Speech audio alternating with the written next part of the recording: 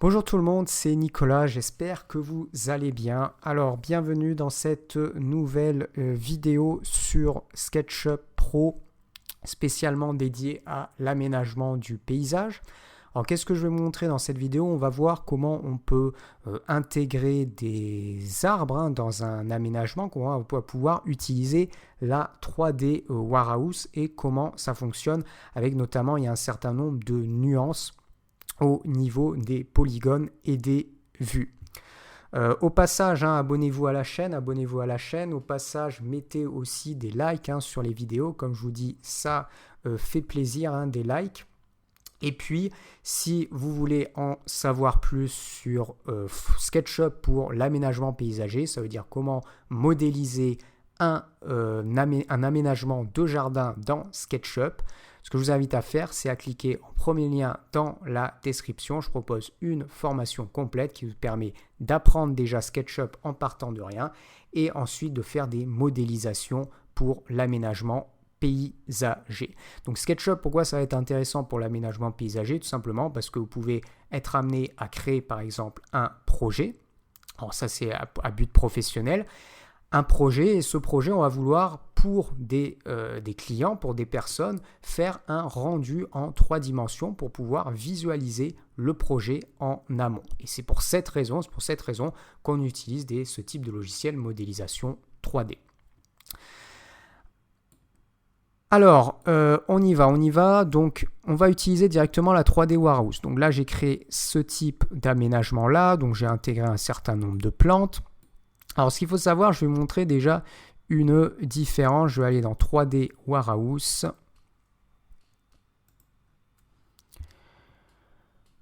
Je vais ensuite taper directement, on va mettre Formium et je vais valider.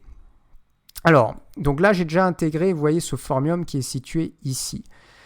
Quand je clique à ce niveau-là, hop, je vais en intégrer. Donc là, j'ai un élément, vous voyez, j'ai matière 2, polygone 81. Je vais commencer par positionner mon Formium ici dans un premier temps sur la droite. Donc vous voyez, là, on est sur un composant qui est bien en 3 dimensions.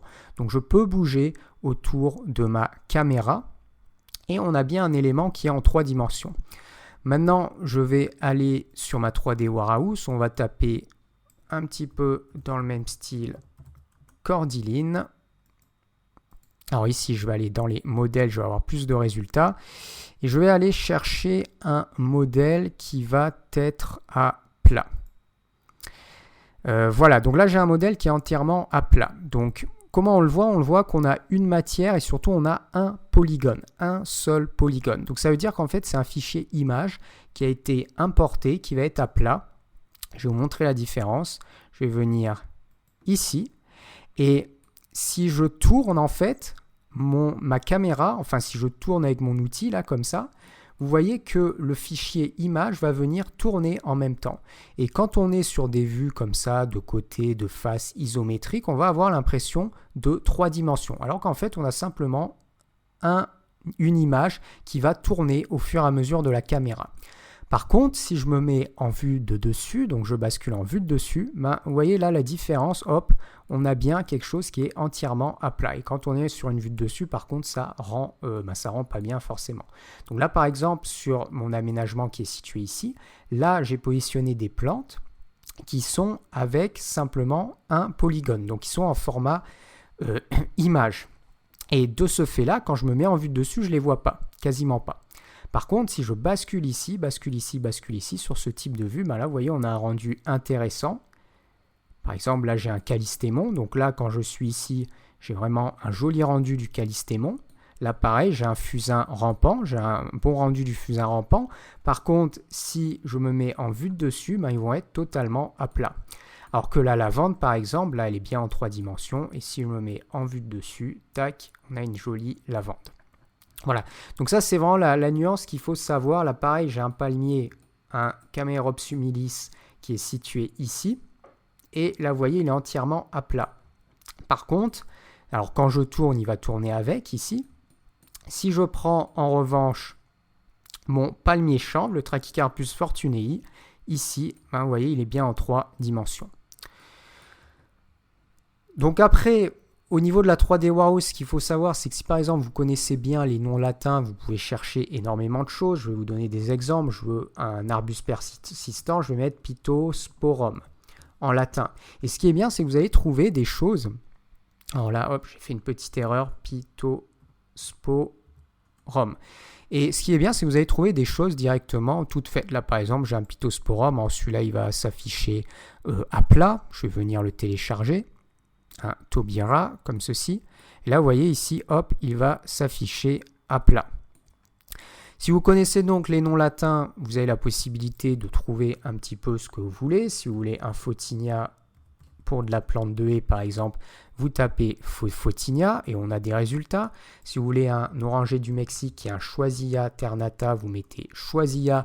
On va également en trouver des très intéressants. Alors là, par exemple, j'en ai un avec 7000 polygones. Donc là, il va être un petit peu plus détaillé. Il va bien être en 3 dimensions. Je vais par exemple le positionner ici.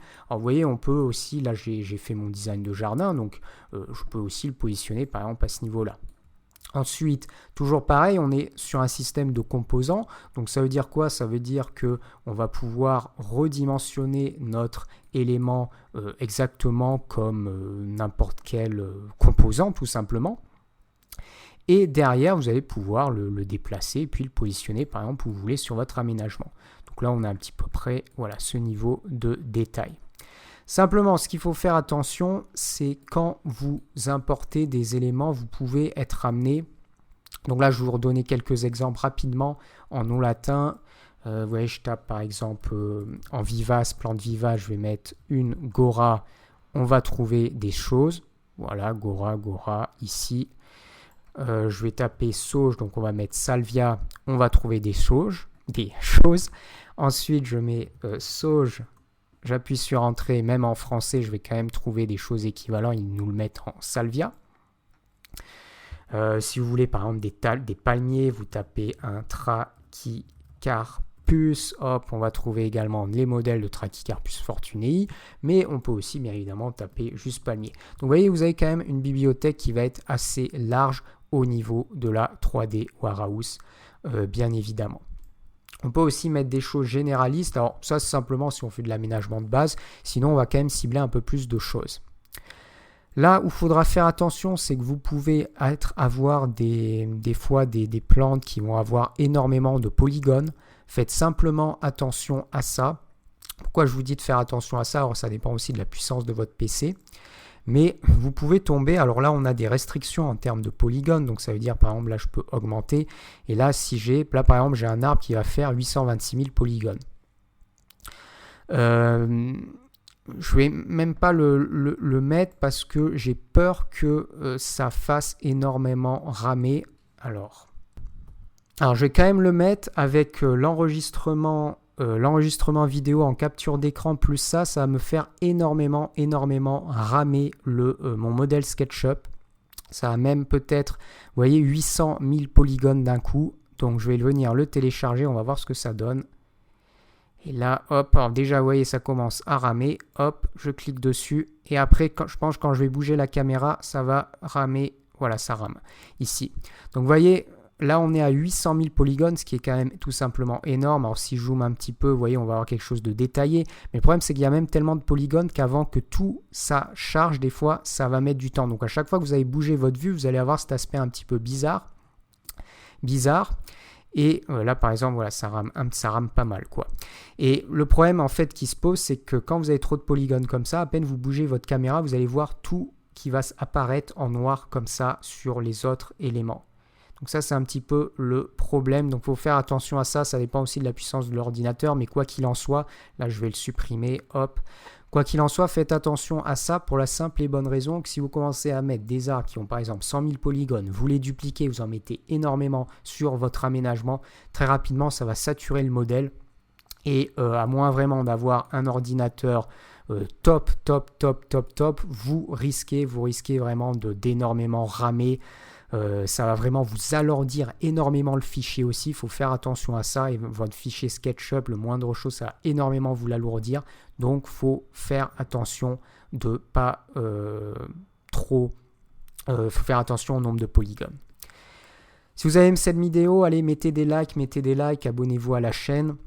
Abonnez-vous à la chaîne également. Donc, je vous rappelle, en première description, formation complète pour SketchUp Pro aménagement de jardin. Donc, formation complète, vous avez le descriptif des modules, des sessions. Qu'est-ce que ça va vous permettre? Ça va vous permettre d'avoir un bon niveau dans SketchUp et puis surtout de travailler sur des projets d'aménagement de paysager, projets de jardin, comme pour les paysagistes, grâce à cette formation qui est en première description.